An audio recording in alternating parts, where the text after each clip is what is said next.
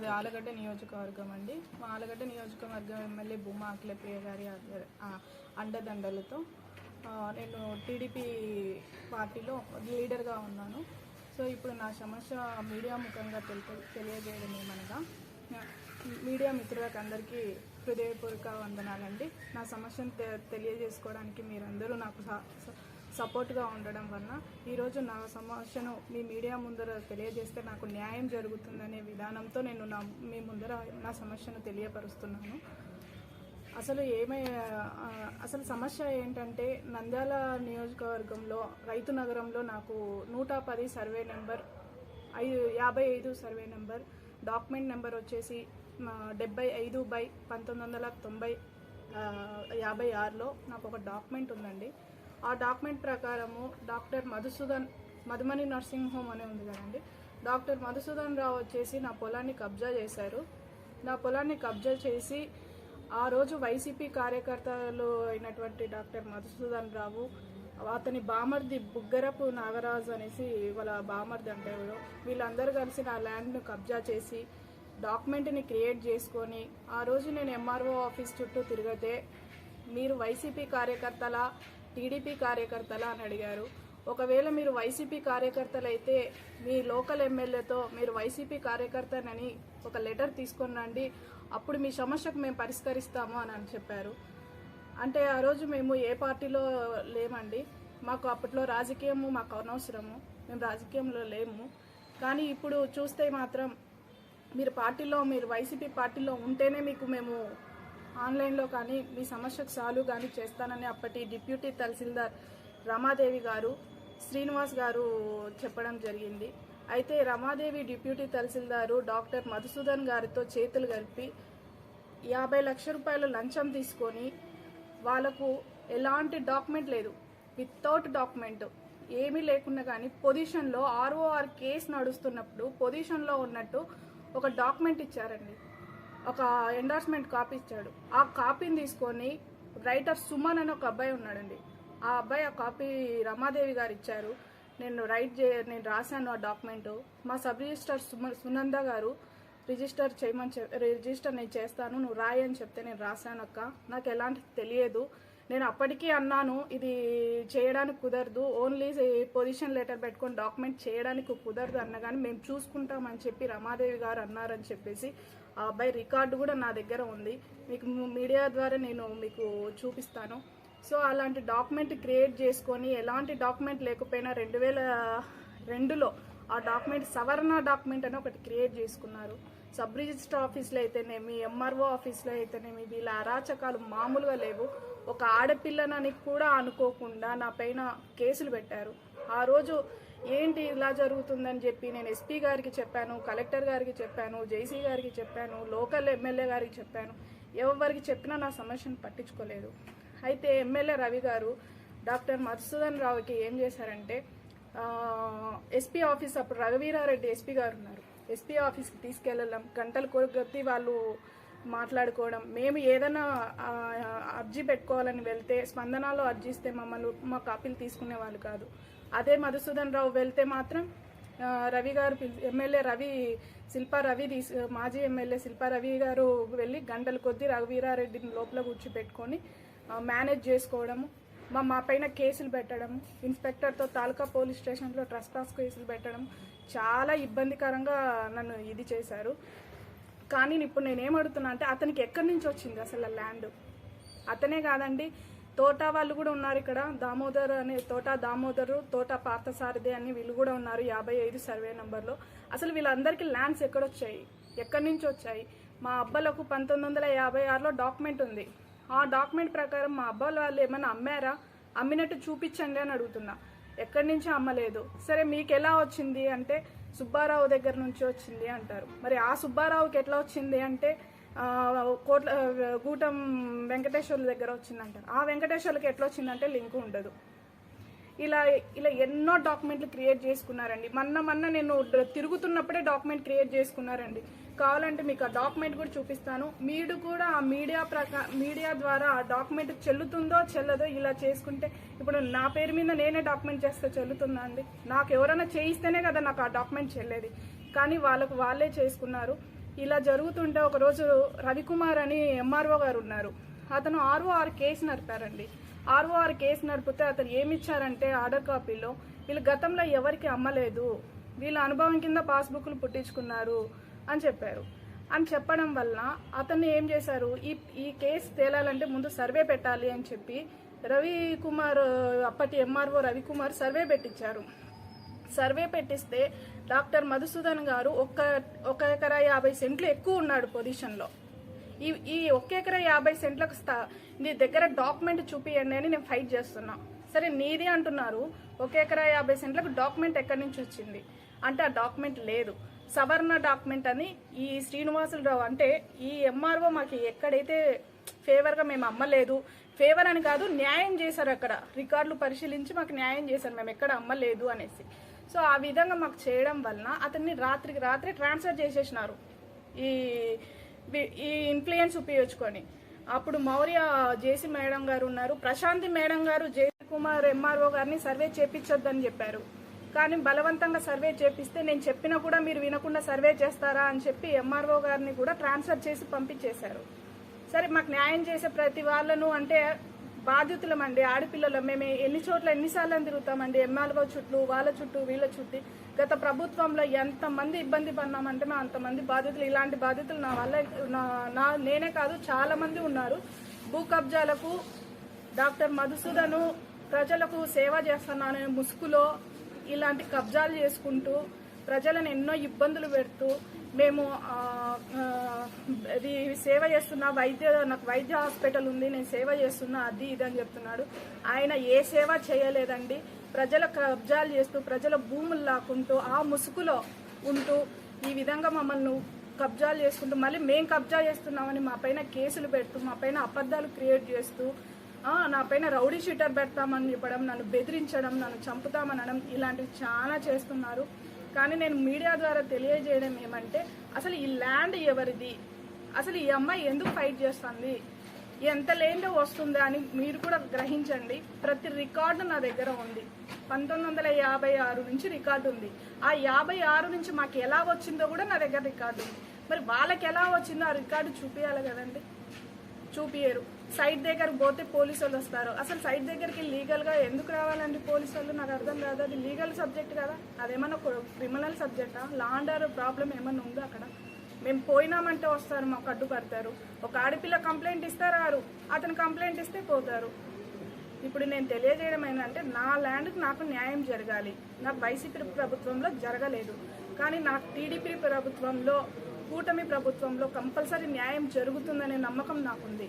ఎందుకంటే మన నారా చంద్రబాబు నాయుడు గారు, ముఖ్యమంత్రి గారు, కేంద్ర డిప్యూటీ సీఎం పవన్ కళ్యాణ్ గారు, లోకేష్ సార్ గారు, మా ఆలగడ్డ నియోజకవర్గ ఎమ్మెల్యే భూమా అఖిలప్రియ గారు, మన మినిస్టర్ న్యాయశాఖ మంత్రి మినిస్టర్ ఎండి ఫరూక్ గారు ఈ సమస్యకు నాకు న్యాయం చేస్తారు, ఒక ఆడపిల్ల సమస్య అని నేను అనుకుంటున్నాను.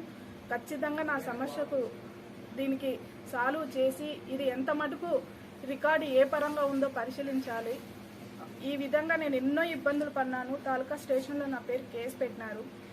ఆమె ఎంఆర్ఓ, తహసీల్దార్ ఎంఆర్ఓ రమాదేవి ఇప్పటికి కూడా ఆమె మహానంది మండలం వెళ్ళింది. ఆ మహానంది మండలం వెళ్ళినా కూడా, టీడీపీ ప్రభుత్వం వచ్చినా కూడా ఇప్పటికి కూడా వాళ్ళకి సహకరిస్తుంది, లోపల మాట్లాడుతూ ఉంది.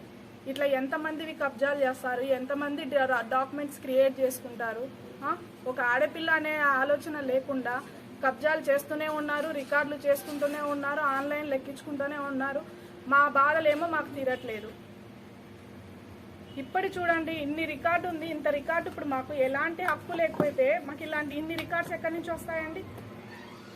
మళ్ళీ వాళ్ళని చూపించాలి కదండి వాళ్ళ దగ్గర ఎక్కడి నుంచి వచ్చిందో. ఒక్క రికార్డ్ లేదు వాళ్ళ దగ్గర. మొన్న 22లో డాక్యుమెంట్ క్రియేట్ చేసుకుంటారు నేను ఫైట్ చేస్తున్నప్పుడు. 22లో ఏమన్నా అంటే డబ్బుతో కొంటాను, ఏ పార్టీ వచ్చినా నేను ఆ పార్టీ వాళ్ళకు ఫండ్స్ పంపిస్తాను, డబ్బులు ఇచ్చి నేను మేనేజ్ చేసుకుంటాను, నీకు డబ్బులు ఉంది నువ్వు ఇచ్చుకుంటావు. మాలాంటి వాళ్ళం మేము ఏమి ఇచ్చుకుంటామండి? అంటే మేము ల్యాండ్లు వదులుకోవాల్సిందేనా? ఇంకా మేము తప్పించుకొని పోవాల్సిందేనా? వీళ్ళ ఆగడాలకు మేము ఇది కావాలా? వైసీపీ ప్రభుత్వంలో వీళ్ళు చేసిందే ఇది. కానీ టీడీపీ ప్రభుత్వంలో మన ఫరూక్ సార్ గారు కానీ, మన ఆలగడ్డ నియోజకవర్గ ఎమ్మెల్యే మా భూమా అఖిలప్రియ కానీ, మాకు నారా చంద్రబాబు నాయుడు కానీ, లోకేష్ సార్ కానీ, పవన్ కళ్యాణ్ సార్ కానీ వీళ్ళందరూ మాకు సపోర్ట్ చేసి ఒక ఆడపిల్ల సమస్య ఏంటి, ఎందుకు ఆ పాపను ఇట్లా చేస్తున్నారని చెప్పి మీ మీడియా ముఖం ద్వారా వాళ్ళకందరికీ తెలియజేస్తారని చెప్పి నేను కోరుకుంటున్నానండి. ఈరోజు అదే శ్రీనివాస్ సార్ గారు అంటారు, ఒక వన్ సైడ్ రికార్డ్ చేసి నీకు ఏమీ లేదు, ఉండేది డాక్టర్ మధుసూదన్కి అంటారు. సరే, ఉండేది డాక్టర్ మధుసూదన్కి అన్నప్పుడు నాకు చూపించాలి కదండి. ఎలా వచ్చింది చూపించండి సార్, ఏమొచ్చిందో చూపించండి సార్ అంటే ఒక వైట్ పేపర్ తీసుకుంటాడు, ఒక పెన్ తీసుకుంటాడు, ఈ విధంగా వచ్చింది, ఈ విధంగా వచ్చింది అంటాడు. సార్, ఈ విధంగా వచ్చిందని మీరు చెప్తున్నారు, బాగుంది, ఆ విధంగా వచ్చినది డాక్యుమెంట్ చూపించండి అంటే డాక్యుమెంట్ చూపించాడు. రాత్రిలో నన్ను 11 గంటల వరకు ఎంఆర్ఓ ఆఫీస్లో కూర్చోబెట్టారండి. రాత్రి 11 వరకు ఆ రికార్డు చూస్తాం, ఈ రికార్డు చూస్తామని నేను హైదరాబాద్లో ఉండేదని నన్ను పిలిపించి, ఆయన ప్రభాకర్ సిఐ అండి, ఎంఆర్ఓ ఆఫీస్కి వచ్చి డాక్టర్ మధుసూదన్ని పిలిపించి అప్పటి శ్రీనివాస్ ఎంఆర్ఓ డోర్ లేసి, ఆ వీడియో కూడా నా దగ్గర ఉందండి. ఇప్పుడు ఆ వీడియో కూడా మీకు చూపిస్తాను కొద్దిసేపు ఉంటే. ఆ వీడియోలు ఉన్నాయి. ఆ సుమన్ అనే అబ్బాయి రైటర్కి నువ్వు డాక్యుమెంట్ చెయ్యి, మేము చూసుకుంటామని చెప్పింటే నేను చేసినాను అని చెప్పి ఆ అబ్బాయి కూడా మాట్లాడినాడు. ఇట్లా మీరు చూసుకుంటామని చెప్పి డాక్యుమెంట్ చేస్తే మా పరిస్థితులు ఏంటండి? ఈరోజు కోర్టులు విలువ వచ్చిందని ఆ అమ్మాయి వచ్చింది, కబ్జా చేసి ఈరోజు ప్రెస్ మీట్ పెట్టడానికి కూడా ఏంటంటే నా ల్యాండ్ నాకు ఎప్పటికైనా వస్తుంది. ఈ రోజు కాకపోయినా ఎప్పటికైనా అది నా ల్యాండే. ఈరోజు నేను సైట్లోకి పోయినా కూడా అది నా ల్యాండే. కానీ నేను ఎందుకు వచ్చినా అంటే అమ్మాయి కబ్జా చేస్తుంది, ఆ అమ్మాయిది కాదు ఈ ఆస్తి అని చెప్తున్నారు. ఈ ఆస్తి నాది అని చెప్పి మీడియా ప్రకారంతో నేను తెలియజేయాలని చెప్పి మీకు చెప్తున్నానండి. అసలు ఎంతమందిని ఎన్ని ఇబ్బందులు పెట్టారండి. 50 లక్షలు లంచం తీసుకుందండి ఆమె, తీసుకోలేదు అని మాట్లాడుతుంది. ఆ ప్రూఫ్ కూడా నాకు అక్కడ ఉన్న లోకల్ విఆర్ఓలు నాకు చెప్పిందే అండి. లోకల్ విఆర్ఓలు ఇలా జరుగుతుంది మేడం అని చెప్పి నా దగ్గర విత్ ప్రూఫ్తో సహా ఉండి నంది ప్యారడేలో 1.5 కోటి పెట్టి ఇల్లు కొంటుందండి ఆమె. ఇదే సమస్యతోనే మళ్ళీ ఆమె మన ప్రభుత్వం, కూటమి ప్రభుత్వం వచ్చిన తర్వాత మళ్ళీ నంద్యాలకి రావాలని చెప్పి శత ప్రయత్నాలు చేసింది దీని గురించి. ఇప్పుడు నా అక్కడికి పోయిన తర్వాత కూడా మహానందిలో ఇదే చేస్తుందండి. ఆమె ఎన్ని చేస్తుందో అదే శ్రీనివాస్ గారి పైన, అప్పటి శ్రీనివాస్ గారి పైన, రమాదేవి డిప్యూటీ తహసీల్దార్ పైన, రిజిస్టర్ ఆఫీసు సుధామణి గారి పైన, వీళ్ళపైన కఠిన చర్యలు తీసుకొని వాళ్ళు ఎన్ని అక్రమంగా వైసీపీ ప్రభుత్వంలో ఎన్ని డాక్యుమెంట్స్ రిజిస్ట్రేషన్ చేసినారు, ఎన్ని అక్రమంగా ఆన్లైన్ చేసినారు, వాళ్ళ హిస్టరీ బయటికి తీస్తే, వాళ్ళపైన ఎంక్వైరీ చేస్తే నాలాంటి బాధితులు చాలా మంది ఆనందపడతారండి. చాలా మంది కూడా బయటపడతారు. అంత కుమ్మక్కయ్యి ఎంఆర్ఓ ఆఫీసు వాళ్ళ సొంత ఇంటిలాగా వాడుకున్నారండి. అలా నంద్యాల ఎంఆర్ఓ ఆఫీసు వైసీపీ ప్రభుత్వంలో అది వాళ్ళ ఇండ్లులాగా వాడుకున్నారు. ఒక ఆఫీస్, గవర్నమెంట్ ఆఫీస్ లాగా వాడుకోలేదు. ఇప్పుడు ఎమ్మెల్యే ఇంటికి రావాలంటే ఎమ్మెల్యేకి చెప్పి రావాలా? ఎమ్మెల్యే పిఎన్ అనేది ఆలగడ్డలో ఉంటున్నాను. నా స్థలం వచ్చేసి నూనెపల్లె దగ్గర రైతు నగరంలో నా స్థలం ఉందండి. సర్వే నెంబర్ వచ్చేసి 110, 55 సర్వే నెంబర్ల మీద ఫైల్ చేస్తున్నాను. రిమైనింగ్ సర్వే నెంబర్స్ కూడా ఉన్నాయి. అవి ఏమంటే అన్నోన్లో ఉన్నాయి. నేను సైట్లోకి పోతే తెలుస్తుంది ఎవరి ఆధీనంలో ఉన్నాయి. అది కూడా రికార్డు మొత్తం తీశాను. అక్కడ కూడా మా పూర్వీకులు అమ్మలేదనే వచ్చింది. మీకు వచ్చే సమస్య ఏమి? ఎవరితో సమస్య? నా సమస్య వచ్చేసి డాక్టర్ మధుసూదన్ అండి. ఆయన డాక్టర్ అనే వైద్య సేవ చేస్తున్నాను ప్రజలకనే ముసుగులో నంద్యాలలో ఎన్ని కబ్జాలు, డాక్యుమెంట్లు కబ్జాలు చేయడం, రిజిస్టర్ డాక్యుమెంట్లు పుట్టించుకోవడం, అతను బామర్ది ఎవరో నాగరాజో, బుగ్గరపు నాగరాజో సంథింగ్ ఏదో ఉంది ఆయన పేరు, అతను బామర్ది కలిసి నంద్యాలలో నియోజకవర్గంలో ఎన్ని అరాచకాలుగా ఉన్నో వైసీపీ ప్రభుత్వంలో అన్ని అరాచకాలు చేశాడు. కానీ డాక్టర్ చేసేదేమో సేవ అంటాడు. సేవలో ఎన్ని ఇది చేస్తున్నారో, ప్రజలను ఎంత మభ్యపెట్టి వాళ్ళు చేసే అరాచకాలు ఇవి అండి. ఇది మీడియా ముఖంగా మీకు తెలియజేయాలని చూస్తున్నాను. నేనే ఇబ్బందులు పడినాను కాబట్టి, నేనే బాధితురాలు కాబట్టి, వాళ్ళ గురించి నాకే తెలుసు కాబట్టి మీకు తెలియజేస్తున్నాను. ఏం చేశారు, ఎలా చేశారు? మాది వచ్చేసి మా పూర్వం నుంచి మాకు ఆస్తులు ఉన్నాయండి ఇక్కడ. ఆ ఆస్తి ఇప్పుడు డాక్టర్ మధుసూదన్ గారు వాళ్ళ వైఫ్ మీద 1 ఎకరా 53 సెంట్లు, అతని మీద 1 ఎకరా 53 సెంట్లు ఉంది. మొత్తం 3 ఎకరాల 6 సెంట్లు ఉంది. 1 ఎకరా 50 సెంట్లు పొజిషన్ లో కూడా ఉన్నాడు ఎక్కువ. ఎక్కడి నుంచి వచ్చింది నీకు ఈ ఆస్తి అని చెప్తే దానికి 1 ఎకరా 50 సెంట్లకు వితౌట్ డాక్యుమెంట్, ఎలాంటి డాక్యుమెంట్ లేదు. కానీ నేను అడుగుతున్నప్పుడు సవరణ అనేసి ఒక ఫేక్ డాక్యుమెంట్, అదే ఈ డిప్యూటీ తహసీల్దార్ వీళ్ళు కలిసి ఒక ఫేక్ డాక్యుమెంట్ క్రియేట్ చేసుకున్నారు. ఫేక్ డాక్యుమెంట్ తీసుకొని ఇదిగో నాకు ఆర్ఓఆర్ కేసు నడిచేటప్పుడు కూడా డాక్యుమెంట్ పెట్టలేదు. అప్పుడప్పుడు ఒక పొజిషన్ కాపీ ఇప్పించుకొని కేసు నడిచేటప్పుడు ఎలా ఇస్తారంటే ఆర్ఓఆర్ కి విరుద్ధంగా ఆర్డీఓ ఆఫీస్ లో ఒక కేసు నడిచేటప్పుడు ఎంఆర్ఓ గారు పొజిషన్ ఎలా ఇస్తారో అప్పుడప్పుడు ఇస్తే అతను 2 days లో డాక్యుమెంట్ క్రియేట్ చేసుకొని డాక్యుమెంట్ పెడతారు ఆర్డీఓ ఆఫీస్ లో. సో అప్పుడు మాకు తెలిసింది ఇది ఫేక్ డాక్యుమెంట్ అని చెప్పేసి ఆ డాక్యుమెంట్ కూడా మేము రద్దుపరిచామండి. నాకు 2019లోనే తెలిసిందండి. నేను ఫైట్ చేయడం కూడా 2019 నుంచి ఫైట్ చేస్తున్నాండి. మేమేమనుకున్నా అంటే మా ల్యాండ్లు మాకు ఉన్నాయి, కంపల్సరీ అంటే బీడు ఉంది, ఎవరి ఆధీనంలో లేదనుకున్నాము. తర్వాత మా వాళ్ళకి ఎవరికి తెలియదు, కొంచెం నాకు తెలియడం వల్ల నేను మొత్తం సబ్జెక్ట్ తీయడం వల్ల నాకు బయటపడిందండి. ఓకే, మాది ల్యాండ్ కబ్జాలో వేరే వాళ్ళ ఆధీనం కబ్జా చేశారని తెలిసింది. ఆ రోజు నుంచి నేను పోరాటం చేస్తున్నాను. అప్పుడు వైసీపీ ప్రభుత్వం ఉండిందండి. వైసీపీ ప్రభుత్వం ఏంటంటే ముసుగులో దొంగలాగా చాలా చేశారు. చెప్తున్నాను కదండి, వైసీపీ ప్రభుత్వంలో శిల్పా రవిచంద్ర కిషోర్ వచ్చేసి ఇతనికి ఎట్లా ఫేవర్ గా చేశాడంటే, అతనికి మేము బ్యాగులు మోసుకొని పోయినాం, పార్టీ ఫండ్స్ ఇస్తాము, ఏ పార్టీ వస్తే ఆ పార్టీకి మేము ఫండ్స్ ఇస్తాము, మేము ఏం చెప్పినా ఆ పని చేస్తారు, నువ్వు ఏం చేసుకోగలుగుతావు, ఎక్కువ మాట్లాడితే సీఎం ఆఫీస్ నుంచి మేము ఫోన్లు చేయించుకుంటాము, నీ వల్ల కాదు అని చెప్పి డిప్యూటీ తహసీల్దార్కి 50 లక్షలు లంచం కూడా వేశారండి. ఆమె ఏ టైంలో నంది ప్యారడైజ్ దగ్గర 1,50 లక్షలు పెట్టి మిథ్య కొనిందో కూడా మీరు ఎంక్వైరీ చేసుకుంటే సరిపోతుంది. ఇంకొకటి ఈయన శ్రీనివాస్ గారు 30 లక్షలు ఎలక్షన్స్ టైంలో ఎంఆర్ఓ ట్రాన్స్ఫర్ అవుతారండి. ఆ టైంలో 30 లక్షలు తీసుకొని ఆన్లైన్ చేయాలని చూస్తే రాత్రి నేను కోర్టులో చలానా కట్టేసి నేను షూట్ వేసానండి. ఎందుకంటే కోర్టులో ఉందంటే ఎవరు ఆన్లైన్ చేయరని చెప్పి నేను వేసానండి. లేకపోతే ఆ రోజు వైసీపీ ప్రభుత్వం వాళ్ళకి ఆన్లైన్ చేసేది. సో ఈ విధంగా ఆ రోజు ఈయన రవికుమార్ సార్ మాకు ఈ విధంగా ఇచ్చారని చెప్పి వితౌట్ ఇన్ఫర్మేషన్ ద్వారా అతనిని ట్రాన్స్ఫర్ కూడా చేసేశారు. మాకు ఎటువంటి న్యాయం కాదండి. మా ల్యాండ్ మాకు ఆన్లైన్ అడంగల్ ఎక్కిచ్చేసి మాకు న్యాయం జరిగించి సరైన రికార్డును పరిశీలించండి. అలాంటి దుర్మార్గులను సరైనగా ఇలా నంద్యాల నేనే కాదు చాలా మంది బాధితులు భూ కబ్జాలకు ఈ విధంగా ఉన్నారు. ఏమన్నా అంటే గతంలో రేట్లు లేవు, ఇప్పుడు డిస్టిక్ అయింది, రేట్లు పెరిగినాయి, అందుకే వీళ్ళు కావాలనే వస్తున్నారు అనేసి ఒక కథ అల్లుతున్నారు. ఇది ఏమీ లేదు. ఆ గతంలో రేట్లు ఉన్నా లేకపోయినా మా పూర్వీకుల ఆస్తిని మేము పోగొట్టుకోము. మాది మా అదృష్టమో మరి ఏదో మాకు తెలియదు. డిస్టిక్ అయింది, పెరిగింది, అంతేగాని ఈ రోజు డిస్టిక్ అయింది మేము వచ్చినాము అనుకోవడం అది తప్పు. అది మా పూర్వం ఆస్తి, మా ఆస్తుల కోసం మేము ఎంతవరకైనా పోరాడతాం చేస్తాం. సర్వే నంబర్లో మా పూర్వీకులకు 1956లో దాన విక్రయం ద్వారా 5 ఎకరాల 61 సెంట్లు మాకు ఉంది. మేము ఎవరికి అమ్ముకోలేదు. ఆ స్థలాన్ని మధుసూదన్ రావు దౌర్జన్యం చేసి ఆయన అనుభవిస్తున్నాడు అనేది ఆరోపణ. ఈ విషయంలో ఆమె చెప్పిన 56వ సంవత్సరంలో దాన విక్రయం కరెక్ట్. ఆ దాన విక్రయం ద్వారా వాళ్ళ పూర్వీకులైనటువంటి కత్తి వీరారెడ్డి, పెద్ద వీరారెడ్డి, చిన్న వీరారెడ్డి 5 ఎకరాల 61 సెంట్లు చిట్టెపు అంకమ్మ ద్వారా దాన విక్రయం వచ్చింది. కానీ ఆమె చిట్టెపు అంకమ్మ దత్తపుత్రుడు బాలరెడ్డి వీళ్ళ అబ్బలకు, శ్యామరెడ్డి అబ్బలకు కోర్టులో వివాదమయ్యి 58వ సంవత్సరంలో సెప్టెంబర్ 1958లో డిస్ట్రిక్ట్ కోర్టు డిగ్రీ ఇచ్చింది. 110 అనేటువంటి సర్వే నంబర్లో శ్రావణిరెడ్డి గారి పూర్వీకులకు ఎటువంటి హక్కు లేదు. సో 58 తర్వాత శ్రావణిరెడ్డి పూర్వీకులు హక్కు లేనప్పుడు వాళ్ళు అమ్ముకునేదానికి వీలు లేదు. మా పూర్వీకులు అమ్మలేదు, మా పూర్వీకులు అమ్మలేదు, ఈసీలో తేలడం లేదు, వాళ్ళ పేరు లేదంటే వాళ్ళకి అమ్మేదానికి హక్కు లేనప్పుడు వాళ్ళు ఏముంటుంది. చిట్టెపు బాలరెడ్డి గారు ఆయనకు సంక్రమించిన మొత్తం 5 ఎకరాల 60 సెంట్లు అమ్మడం వల్ల ఒకరి ద్వారా మేము లింకు డాక్యుమెంట్లు నిజ నిర్ధారణకు, నిదర్శనకు లిఖిత పూర్వకంగా డాక్యుమెంట్లు అన్ని చూపిస్తూ నేను 2008లో ఆ స్థలాన్ని నేను కొనుక్కున్నాను.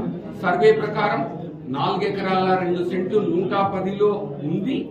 నాకు మిగిలిన అది కాకుండా కూడా ఇంకా 3 ఎకరాల 63 సెంట్లు మొత్తం మధుసూదన్ రావు ఫ్యామిలీకి రైతు నగరంలో 7 ఎకరాల 39 సెంట్లు ఉంది. ఆమె పోరాడుతున్నానని అనుకున్నది. ఇదంతా పక్కన పెట్టేసి ఆమెకు తీర్పు విరుద్ధంగా వచ్చింది అన్న నెపంతో కోర్టుకు వేసేసింది. ఈ రోజు అది కోర్టులో ఉంది. కోర్టులో నడుస్తుంది. కాబట్టి కోర్టులో ఉన్న దాన్ని ఆమె మళ్ళీ ఈ విధంగా పత్రికాముఖంగా చేయకూడదు. కోర్టు తీర్పును నేను శిరసావహిస్తాను. కోర్టు ఏ తీర్పు ఇస్తే దాన్ని నేను బాధ్యతాయుతమైన భారతీయ పౌరుడిగా శిరసావహిస్తాను. కోర్టు తీర్పు ఏముంటే అది చేస్తాను. కానీ ఖచ్చితంగా మా న్యాయ సలహాల నిపుణుల మేరకు మేము ఆమె మీద పరువు నష్టం దామా డిఫమేషన్ వేయవచ్చు. అలాగే క్లెయిమ్లీ exclusive whatever it may be అన్నేసి మా ఈ వినకుండా ఈ దాన్ని ప్రాపగేట్ చేస్తున్నటువంటి వాళ్ళ గురించి కూడా న్యాయ సలహాలు కూడా మేము తీసుకుంటాం. నా వార్తలను ఆమె వార్తలను మీరు ఎలాగైతే ప్రచురించారో నిన్న నా వివరణను కూడా తీసుకొని పత్రికల్లో మీరు దాన్ని కూడా ప్రచురించండి. ఆమె ఒకటి చెప్పింది, నేను ఇంకొకటి చెప్తున్నాను. ఏది సహేతుకమని మీరు దయచేసి పత్రికా సోదరులకు, ఎలక్ట్రానిక్ సోషల్ మీడియా వాళ్ళకి ఇది విన్నవిస్తున్నాను. ఆమె మాత్రం ప్రతి ఒక్క రాజకీయ నాయకుని యొక్క తలుపు తట్టింది. No problem. నేను మాత్రం ఏ రాజకీయ నాయకులు హెల్ప్ తీసుకున్నాం. అలాగే కూటమి ప్రభుత్వం, మన ఎన్ఎండి ఫరూక్ గారు కూడా మా గౌరవ మంత్రివర్యులు వాళ్ళ దృష్టికి వెళ్తానన్నారు. మాకు కూడా ఆ దృష్టికి వెళ్ళినప్పుడు మేము ఖచ్చితంగా ఆయన వివరణ ఇస్తాం. No problem, no issues. అందుకే మీకు చెప్పానని అనుకుంటున్నాను. Thank you.